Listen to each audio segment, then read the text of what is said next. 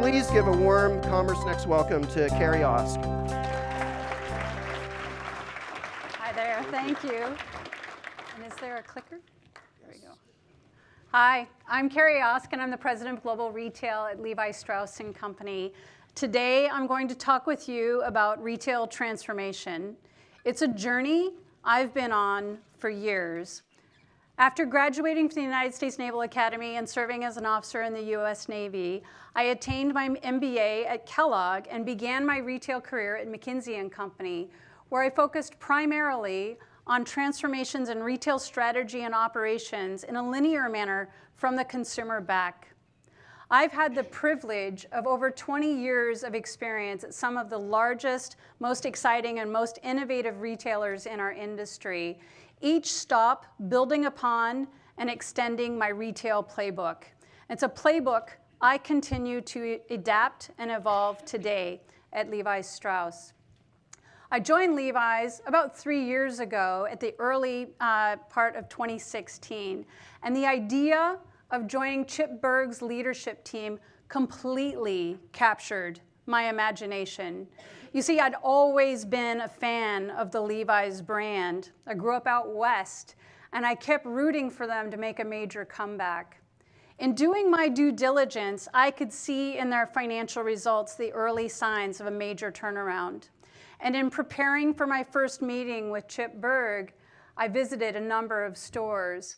And while retail was performing relatively well, I could see the signs of the opportunity to elevate consumer experience, and I just knew financial performance would follow. I'm excited to share with you that our retail performance over the last 3 years has been exceptionally strong, and transformation of the consumer experience has been at the very heart of it. We just recently announced our quarterly earnings, and we've delivered 10 consecutive quarters of double-digit growth in retail. So today, I'll spend a little bit of time with you on our history, our retail transformation journey, and shed some light on how it might apply to you as well. But before I do that, I want you to imagine a flywheel.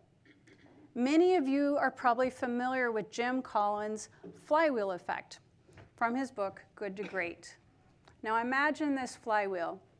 It's 30 feet tall. It's 2 feet wide, and it weighs over 5,000 pounds. Your task is to get that flywheel spinning as fast and as long as possible. So you begin pushing, and with great effort, you begin to sense that it's moving, almost imperceptibly at first. And you keep pushing in a consistent direction on this flywheel. And after 2 or 3 hours of effort, you manage to get the flywheel to do a complete rotation. You keep pushing, and soon you get it to go around a second time. You keep pushing consistently in that same direction. 3 turns, 4 turns, 5, 6. Suddenly, the flywheel begins to pick up momentum. And before you know it, breakthrough. And the heavy weight of the flywheel itself is hurling itself forward and building upon your prior efforts. You are pushing no harder than you did on that first turn, yet you're building upon all the prior effort. That's the idea of the flywheel. At Levi's, we began our flywheel with elevating consumer experience. And as I shared earlier, I could see the signs, even in strong retail performance, I could see the signs and the opportunities to elevate consumer experience further. Little by little, opportunity by opportunity, we kept adding to the efforts of improving that consumer experience. That translated into strengthened financial performance. And with that increased capital and operating investment, we could then invest further into our capabilities and technologies that made it easier for our store teams to deliver exceptional consumer experiences every single time. Those investments allowed us to amplify our brand and come back to the top of the flywheel, elevate consumer experience further. Over the past 3 years, our retail transformation flywheel has taken us from being 25% of the total company to over 30%. A focus on consumer experience and transformation has never been more important than today. On average, we check our smartphones 47 times a day. Someone may have done it while I was talking, believe it or not. Now, if you have teenagers, you think that number sounds a little low, and it is, because if you're 18 to 24 years old, you check your phone 86 times a day. Consumers, 75% of consumers expect a consistent experience between physical and digital experiences, often done simultaneously. And 4 out of 5 shoppers are using their mobile phones when they're inside of physical stores. These are our new realities. It's no longer an either or. We need to be asking ourselves, how do they both work together to enhance each other? This led to some intense soul searching for us at Levi Strauss Co. And similar to the rest of the industry, my industry that I know and love and I'll never leave, we had spent decades cost engineering, pulling costs out of the stores, and fine-tuning and screwing down all the little bits and bobs of a retail store. And what that resulted in were stores that were less. And we had this simple but game-changing revelation at Levi's. Our stores needed to be more experiential, more compelling, more engaging, and more innovative. As you heard earlier, Levi Strauss & Company is 165 years old. What you may not know is we began as a dry goods wholesale company. That's right, retail. And it was within this business, and it operated that way for 20 years. And from this business, we gained the insight that consumers needed more. And we co-patented the famous riveted denim pant and the world's first jean. The Levi's brand is now 145 years old, and we know that we're at our best when we're at the center of culture.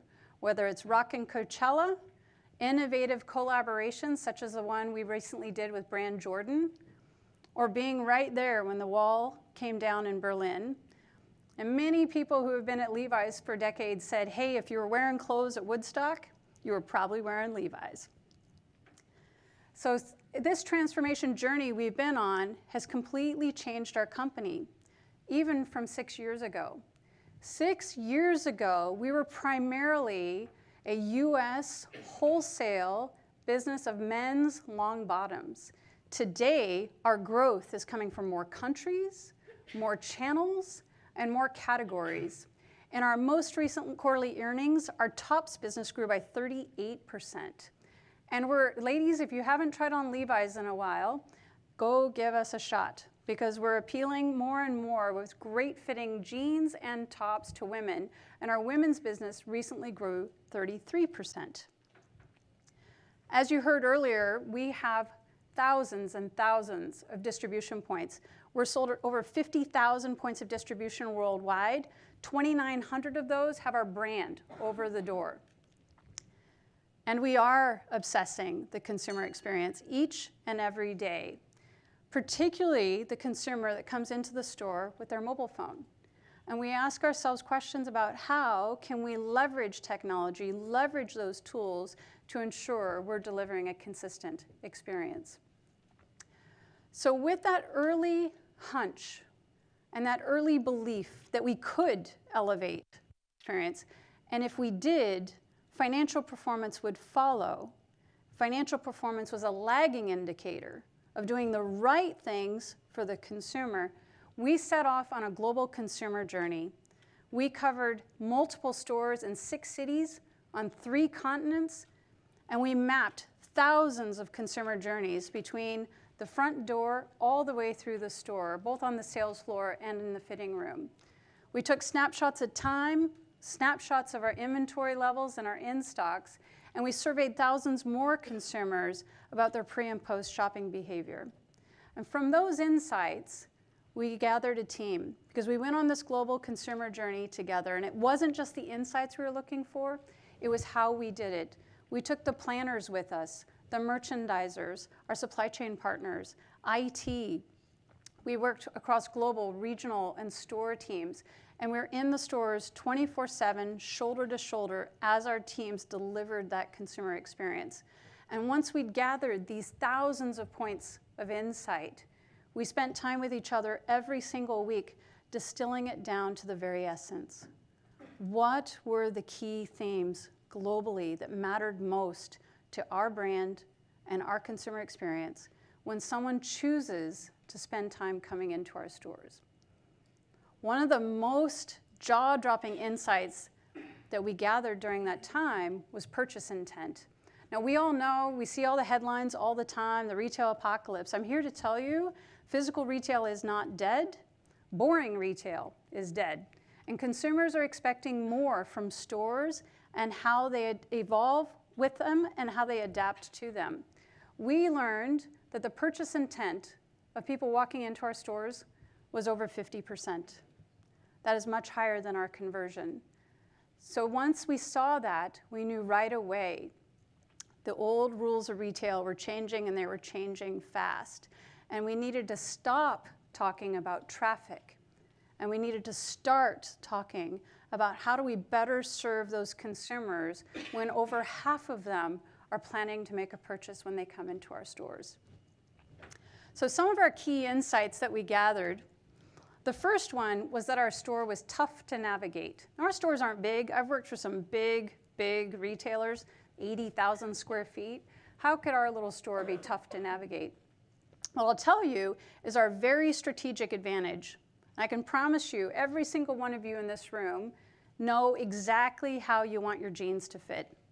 And I can tell you, Levi's probably makes that fit as well. We're one of the few denim brands that have as many fit and finish combinations.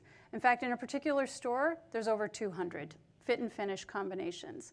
But for a consumer, that was overwhelming, and it was tough to navigate.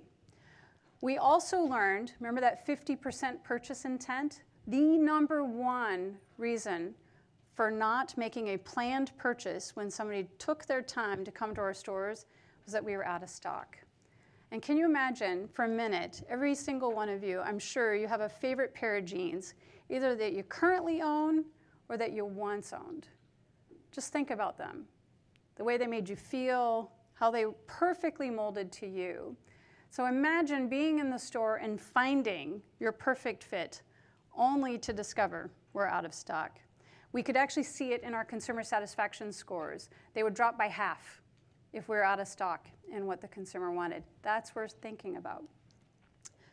So we also have one of the hardest categories in retail to keep in stock. For every fit and finish, we have 40 sizes. 40. And I just told you a few minutes ago, we have over 200 fit and finish combinations in a store. So when you walk into a store, normally you can see a hole, right, where there's an out of stock. It's pretty easy. Hey, we're out of stock over there. But can you quick tell me what our in-stock percentage is on this wall? No, we couldn't either. I'll talk to you more about that in a minute.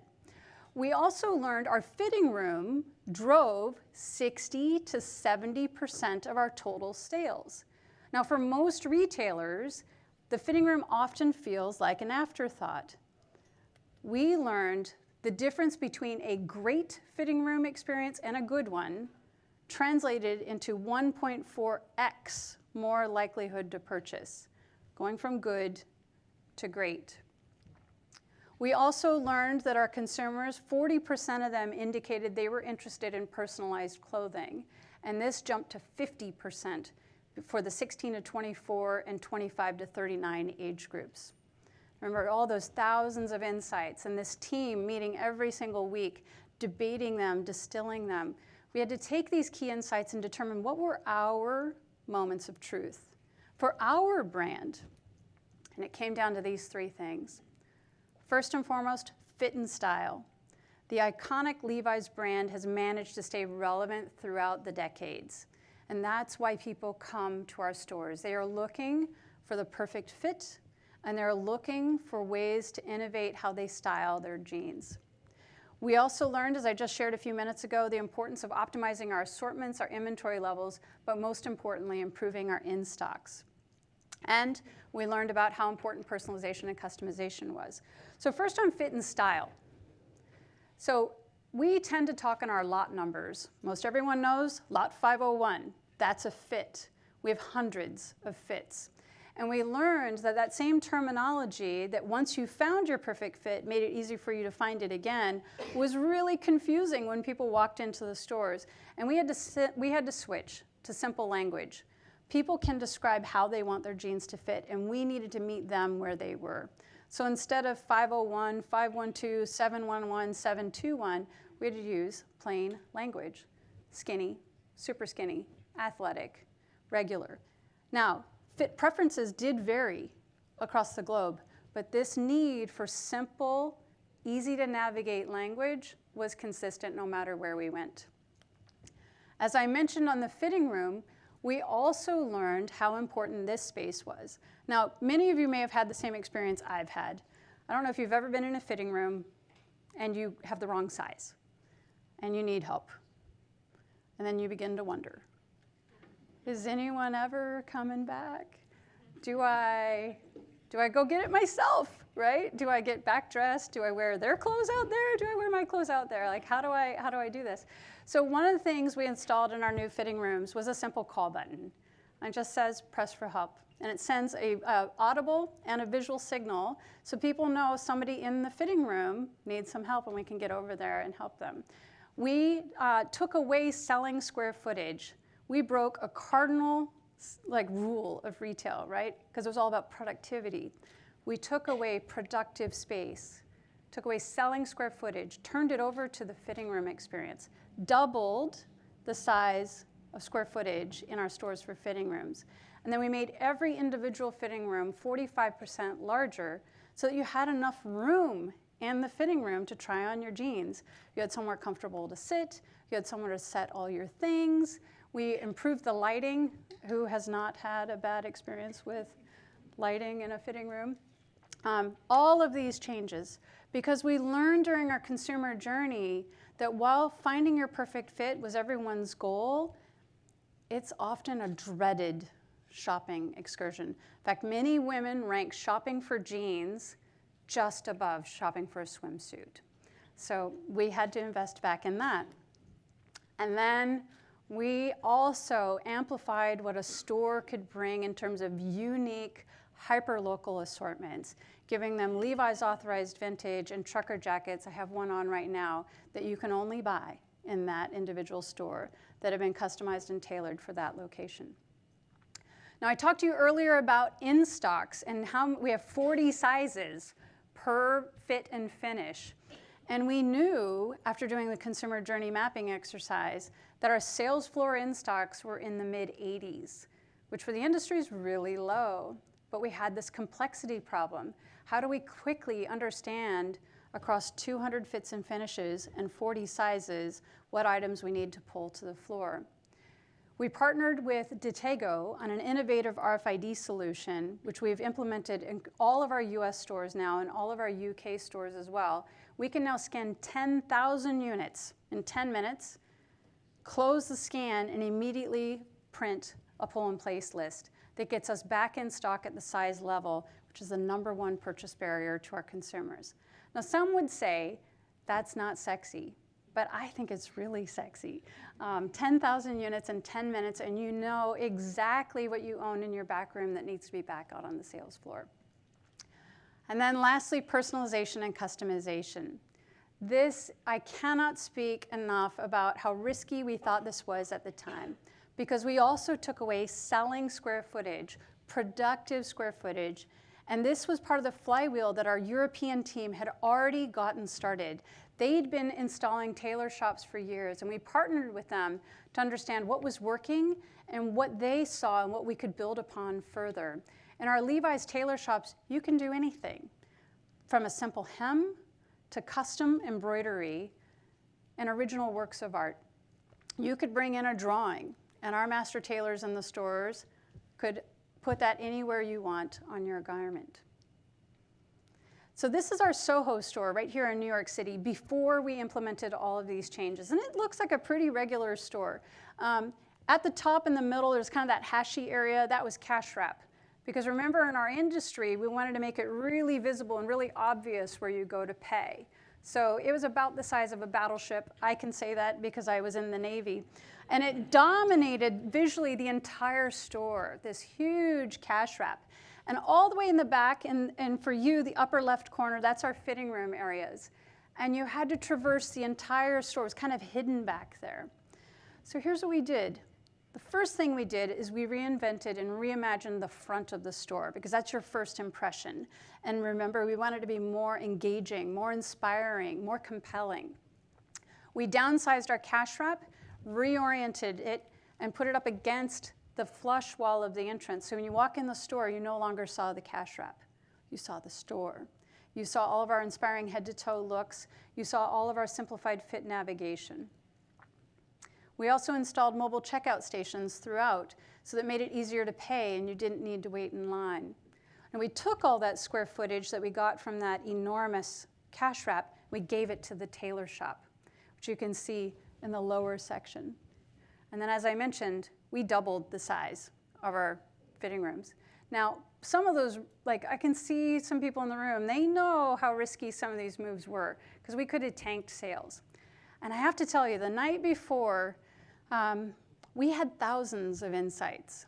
And we worked cross-functionally across all our partners, and we distilled what we thought were the key themes, and we distilled what we thought were the key messages for our consumers, for our brand when they're in a store environment. But the night before, I did have a moment. I was like, man, I hope the consumers really meant what they said, because we're about to do it. And after an incredible launch party that our marketing team threw, I am so excited to tell you what happened next. Because not only was revenue up 30% over prior year, we opened the store in November. This is not a flash in the pan result. We've had weeks that are much higher than this, but our average performance for the 9 months since we've reopened the store is 30% over revenue, 30% over gross margin, and 30% over EBIT.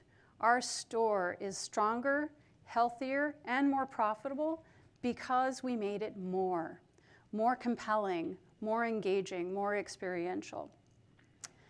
And the consumer verbatims come in all the time. They just keep coming. And so I'm here to tell you, as I said earlier, physical retail is not dead. There's not an apocalypse. We need to adapt. We need to evolve. We need to make our stores more. We're not done. That was just one chapter in our playbook.